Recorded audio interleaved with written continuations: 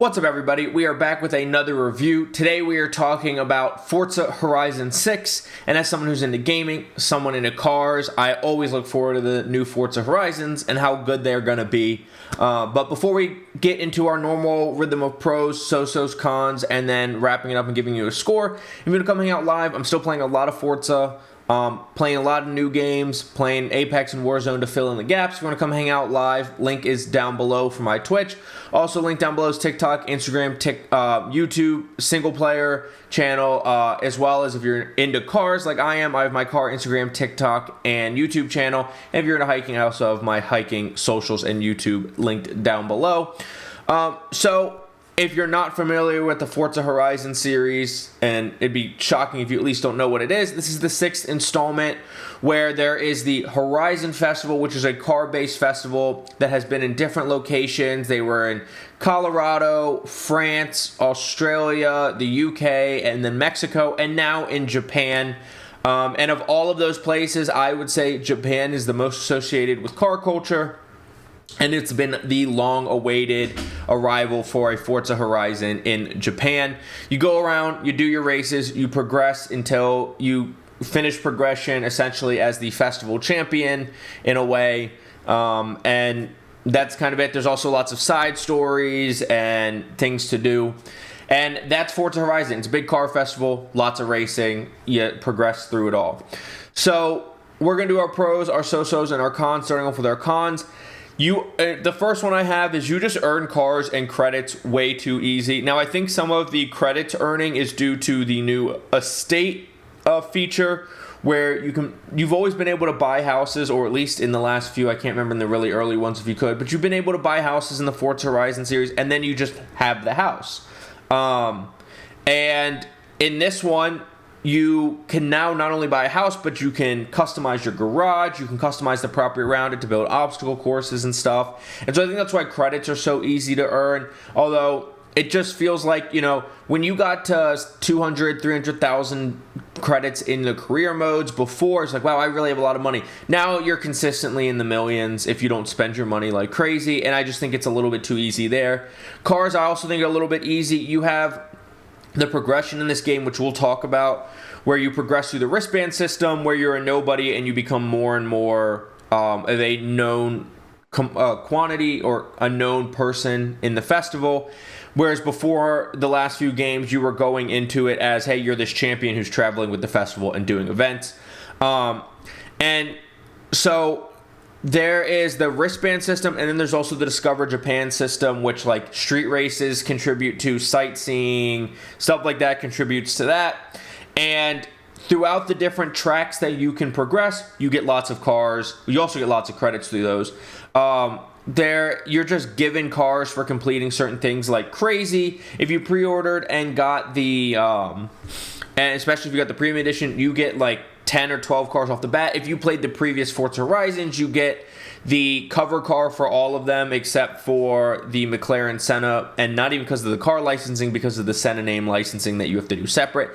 So you get a lot of cars right away. You get cars constantly. Now, I am a huge car guy, and I love having a variety of cars in Forza Horizon, but it doesn't feel like you're really earning cars, and part of the fun of the Horizon games is the feeling like you're really earning, and getting so many cars and so many credits so quickly really takes away from the reward of earning those different things. The other con I have is the difficulty settings feel very inconsistent. I don't go through custom settings. I just stick with anywhere from usually average to highly skilled, and this is where the inconsistencies come in. I will run the same series with the same car and drive just as well from race to race, and some races I'm winning by multiple seconds on highly skilled, and then in the same series with the same car I am, and not having used rewinds and driving well, I am like barely completing it on average, and there's a few that I went down to novice. It just feels like the difficulty is inconsistent from race to race, even within the same series, which can be a little bit frustrating. And the other thing on the difficulty note is, I don't know what really changed.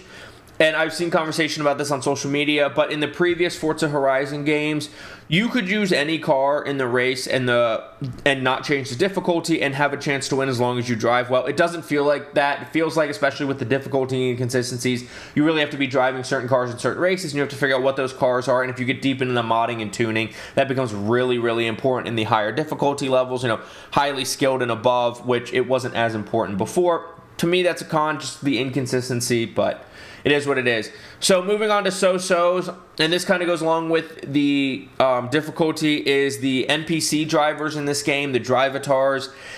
They feel very inconsistent along with the difficulty. They also sometimes just don't turn. You'll be coming into a corner and they just don't turn, and they just smack into you and ruin your perfect driving line, your good driving, and really throw you off. And then you got to use a rewind or restart the race, or accept not getting first, or try really hard to get back into first where you were just doing well before.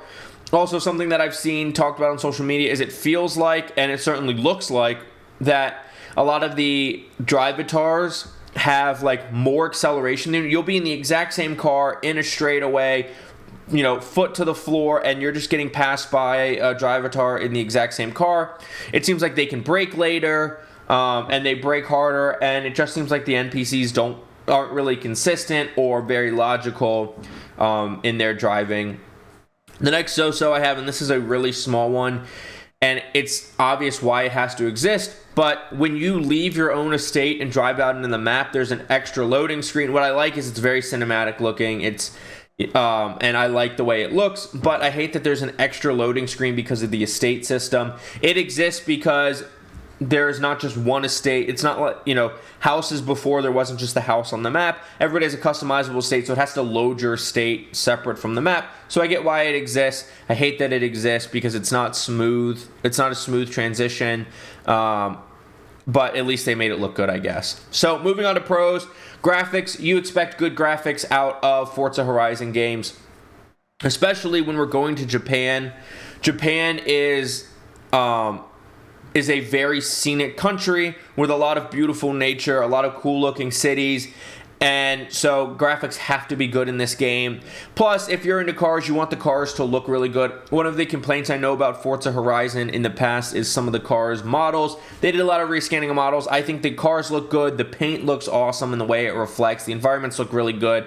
Typical of Forza Horizon games, it is a very beautiful game that performs really well, which is the next thing I want to talk about. Performance. I had no crash issues at all. Some people said they've had crashes. I've had no crashes at all. I'm over 30 hours into the game, and I've had no crash issues. I've had no frame drops. I've been around a consistent 60 frames while streaming and recording, and on the highest graphic settings. The game looks beautiful. It's performing really well, and that's great, and it's what you expect out of the Forza Horizon games. The next part I have is just Japan itself.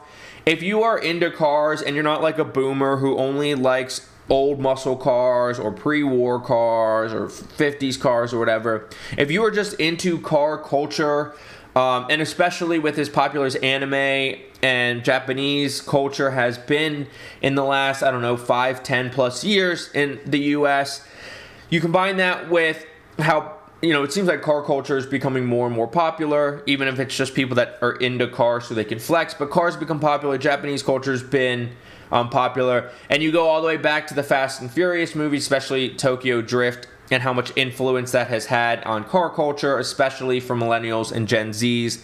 And it was about time Japan was used in a Forza Horizon game.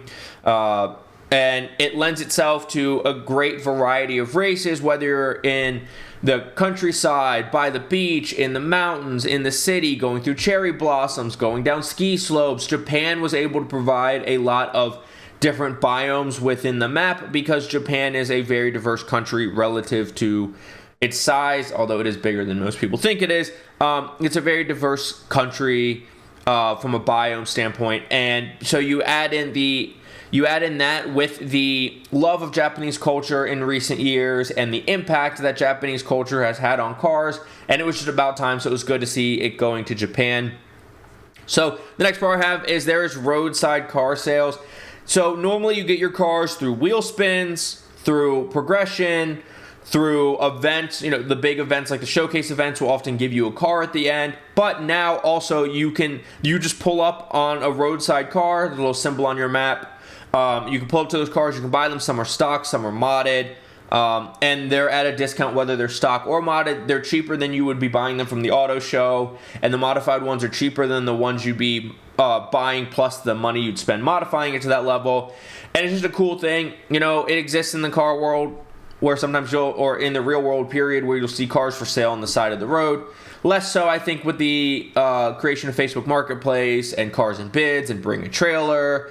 Less so, but it is still a thing, and it's just cool to be able to just pull up to a car and buy it for a discount. The next we kind of talked about this, is the estate and garage stuff. Now, this is not huge for me, but along with the with the avatar customization, which I can give or take. I'm not a big customizing person, whether it's in RPGs or Forza Horizon games, whatever, although I do like the customization in this game. You can put in hearing aids, you can have prosthetics, you can do your preferred pronouns, you can really make it an experience for everybody to see themselves within the game, which is good. But I don't really necessarily care about character customization. But I like the estate and garage customization because I think every car person has dreamed of having a big piece of property where they can put a drift track or a drag strip or a time attack course in their backyard and just be able to walk out to their beautiful garage. Is another thing car people love, is the idea of their own custom garage with lifts and tools and nice flooring and all of that. And being able to combine those in the game is really nice. The other thing I have is the auto drive system. This is partially an accessibility thing, which I like. I think there's an argument to why are you playing racing games if you can't drive. Part of it's the driving experience, but people are into cars and they like gaming, and auto drive makes it so it's easier for everybody. You can even use it in the races, but what I really like in the auto drive is you can set your car to a destination, turn on auto drive, and then turn on cinematic mode and put on one of the radio stations. There's beautiful camera shots as you're going through the beautiful Japanese environment, looking at your car, and I just think it's really beautiful. It's also nice for if you stream and you're like, hey, I gotta go to the bathroom, I gotta go get a snack, I gotta go do something really quick. And you could just put that onto your next drive, so it's not just sitting there on a pause menu or sitting still, and it's at least something for your chat to look at. Or if you just want to use it, you're working from home or you're doing stuff on your phone, and you just want to have almost a nice background in front of you on your computer screen, your TV, whatever. And it's just a cool little feature that looks really beautiful, that you're like, it's a driving game, I'm going to drive, but sometimes it's nice to just admire the cinematic auto drive. So two things I didn't put on here that is also big talking points for Forza Horizon are traffic.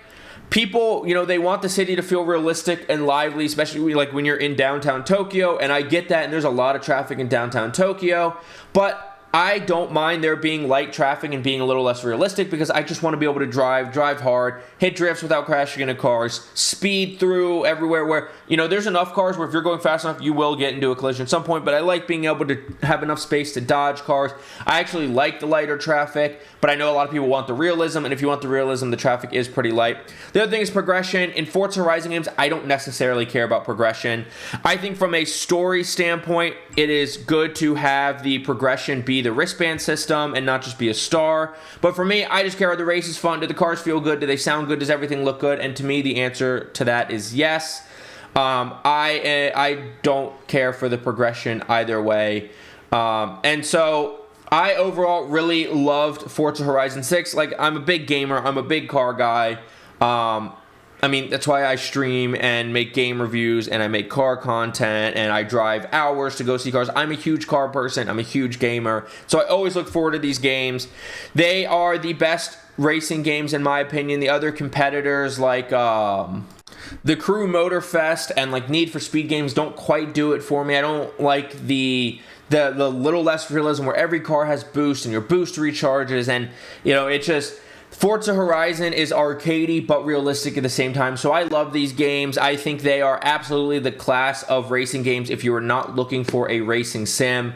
I think going to Japan was great. The game performs good. It looks good. They rescanned a lot of cars, so the car models are better. They redid the audio where it's not 100% one-to-one of what the cars sound like in real life, but it's certainly a lot closer, and you can tell the difference between a cross-plane crank V8, a flat-plane crank V8, a boxer motor, a four-cylinder turbo. You can hear the differences very easily if you know cars. And And so all of that was really good. I like the additional customization of the estates and the garages, and I like the added roadside car sales, and I like the cinematic auto drive. And even though there's frustrating things like difficulty, inconsistency, and some of the NPC drivers being really frustrating to deal with, and sometimes the game feels too easy to get good stuff and a lot of money, it's still just the leading class when it comes to non-sim car games, racing games. I don't see anything touching it, especially if, you see the ratings from magazines and websites, and it's all 10s and 9s or 8.5s and above, and it is clear that this is the class of car gaming, and I feel that way too. It's hard. I don't ever give anything a 10, and I'm not going to give anything a 10 here. Maybe if the game felt a little more difficult to collect cars and money, and if the difficulties felt consistent, I could overlook the NPC drivers being bad and the estate loading screen such a minor factor. Maybe I'd give it a 10, but in terms of car games, it's as close to a 10 as I really think you're gonna get. I gotta give this game a strong 9.5. It's the class of the game, and I am like 31 hours deep. I'm 32.2 hours deep already, call it 32, and I still have to do all the story modes, which are the side stories, which are all standard side stories. You got to drift some, you got to get somewhere fast enough, you got to keep up a certain speed. It's the standard story stuff if you played it. The other thing they added was the jobs where you're a food delivery guy, but it's the same stuff. Go fast enough or drift or whatever. And those are really fun. So I still have a lot of that to do. I got to get a lot of Horizon boards and smash the mascots and do danger signs and speed zones and drift zones. I still have a lot to do. Plus DLCs will come, the weekly playlist. So this is a game that I will keep installed. I will put lots of hours into it. I will collect as many cars as I can. And if you are slightly into gaming and slightly into cars, or you love racing games, it's an absolute must play. Forza Horizon 6 knocks it out of the park as far as car games go, just like you expect from the Forza Horizon series. But that is my thoughts on Forza Horizon 6. Let me know what you think in the comments down below. Have you played it? Are you going to play it? Are you not going to play it? Why not? Let me know everything you think in the comments down below. And please don't forget to like, subscribe, hit the notification bell, and check out the links in the description. I will see you in the next review. Thank you so much for watching. Have a good day. Bye.